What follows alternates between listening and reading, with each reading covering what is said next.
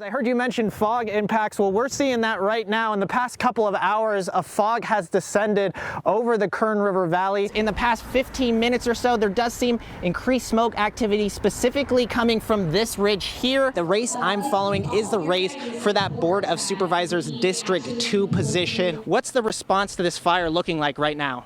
Leaving behind a sea of burn scar and ash. This white and gray soil right in front of me, when you pick it up, it has no structure, but it was this view from cameras like this. Mandated trash collection in the Kern River Valley is now in the trash. But when you feel that tug,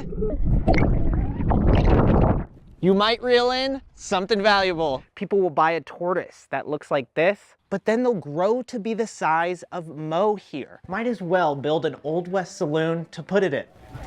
And then he thought if he had an Old West saloon, he might as well build an entire Old West town. It takes weeks for students to transform this barn into this.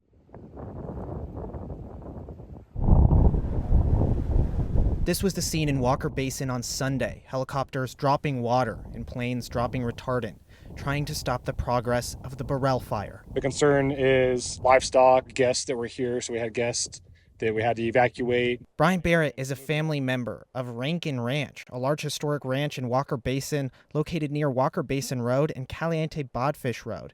He says the fire is now impacting Thompson Canyon, but firefighters have been able to open up some containment lines. They're working with bulldozers on the ridgeline here, along with helicopters and air tankers to help kind of reinforce some of the lines here. Residents have been clearing brush to create defensible space around their property. And the Walker Basin community, which has many ranches and livestock, has been coordinating to evacuate animals. Early in the fire, we had the neighbors bringing their livestock here for shelter, and now it's kind of the roles have reversed, and now some of the neighbors helping us out with some of the sheltering. The fire came through Havilah very hot and fast. Knowing that this fire has already destroyed property, Havilah resident Vincent Cordova evacuated on Thursday. Oh, there were tons of flames, 100-foot high flames, just an enormous amount of flames. After evacuating, Cordova returned to his ranch on July 27th to find the structures on it destroyed. I lost 4 houses. Many properties in Havilah were destroyed as well, like Aubrey Barkley's property, who provided 23 ABC these photos of Havilah. Cordova says he's lived on that ranch for 40 years. My brother-in-law is going to come up, and we're going to try to find what we can that left of my mom and dad's things. The Burrell fire has claimed residents' homes, but there are community members looking to help. We've seen the need for people that have lost their places or had to evacuate. Don Birdwell, president of the Caliente Education Foundation, has opened up the Ed Oakley Hall, located at 15840 Caliente Creek Road, which is in Twin Oaks, for anyone who needs help. Here is a stage, but we have cots and mattresses, a facility for them to sleep. They're providing snacks and chicken soup for people. I put out that we had a need here, and the whole community come together and put this place together. They all pull together when it's a time of need. Coffee and dog treats might not strike you as important medical tools, but for Clinica Sierra Vista's street medicine program, these items can be used to help build trust with an individual. In Wolford Heights, I'm Corey O'Leary, your neighborhood reporter. Coffee, here's a stick.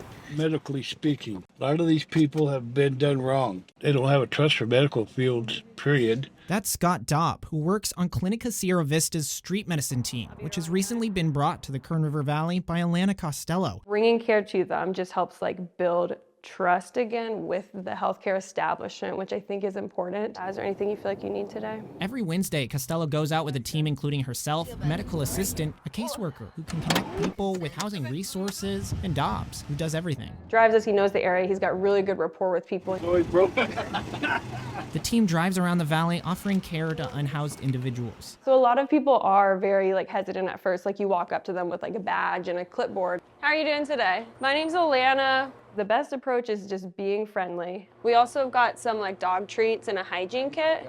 These are hip with every dog. Nice, baby. You are so cute. How old is he? He looks so young. Yeah, he's 3. Aww. After making their first impression, they ask for some information. Here, I can text it to you. and let them know they'll be around again on Wednesdays. During the outing, a patient they met a few weeks earlier called them seeking supplies to treat their partner's wounds, as well as Suboxone, a medication that is used to help people with opioid dependence transition from a life of addiction. Do you want me to send it to the Mount Mesa pharmacy because you're staying over here? Yeah. They give out items like drug testing kits, wound care supplies, safe injection kits, Narcan, and hygiene kits. Deodorant, toothbrushes, comb, snacks. Dobbs told me the Kern River Valley presents the street medicine team with unique challenges. Put in a lot of miles just to find the people we find here. Street medicine, anybody in there? It's been difficult, gaining trust up here. But we've made a foothold. Thank you for my pins. I'm going to cherish them. I know, we got your pens here.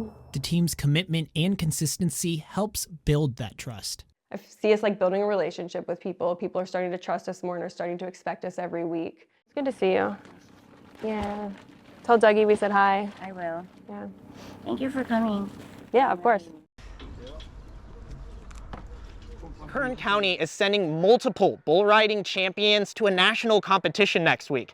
In Bakersfield, I'm Corey O'Leary, your neighborhood reporter. And for these stellar young athletes, practice makes perfect. Woo!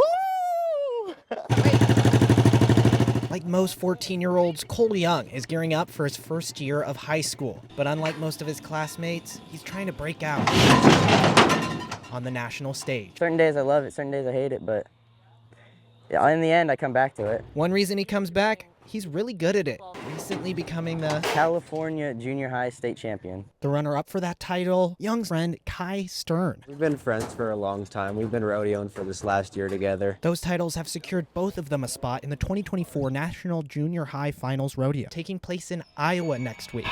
Both practice at the Funny Farm, a facility on the outskirts of Bakersfield. I've been here for 4 or 5 years, just like family now. You just won high school, right? Yes, ma'am. At the Funny Farm, athletes of all different ages come to ride bulls and other stock, including Young's brother, Lane. Evenings of bull riding start with watering the arena to prevent dust, and then combing the dirt. They load the bull up, I hang my rope, I get on. The riders use rosin on their gloves, a sticky substance they heat up with friction before the ride. The goal? Hold on for 8 seconds. Easier said than done, but Young told me to be successful, the bull and rider must work together. It's kind of like a dance. You both have to do your part. Just the adrenaline rush you get when you do it. It's one of the best feelings in the world. Overcorrected. It's hard to describe it. Just feels amazing and it tracks me back each time. Sometimes if you're really in the zone, you kind of sort of black out a little bit. Not entirely, but you don't really remember a whole lot. You're kind of letting your body take over. It's all about attitude. They're both motivated to grow at this sport. Competing with yourself is what it is. Constant trying to get better, constantly trying to ride harder bulls. I just do a lot of preparation and I go to the practice pen a lot and get on bulls every week. And acknowledge they couldn't have done it without support. Thank my family, thank the Lord. I do want to thank all my friends and family. Without them, I really wouldn't have been able to get to where I am.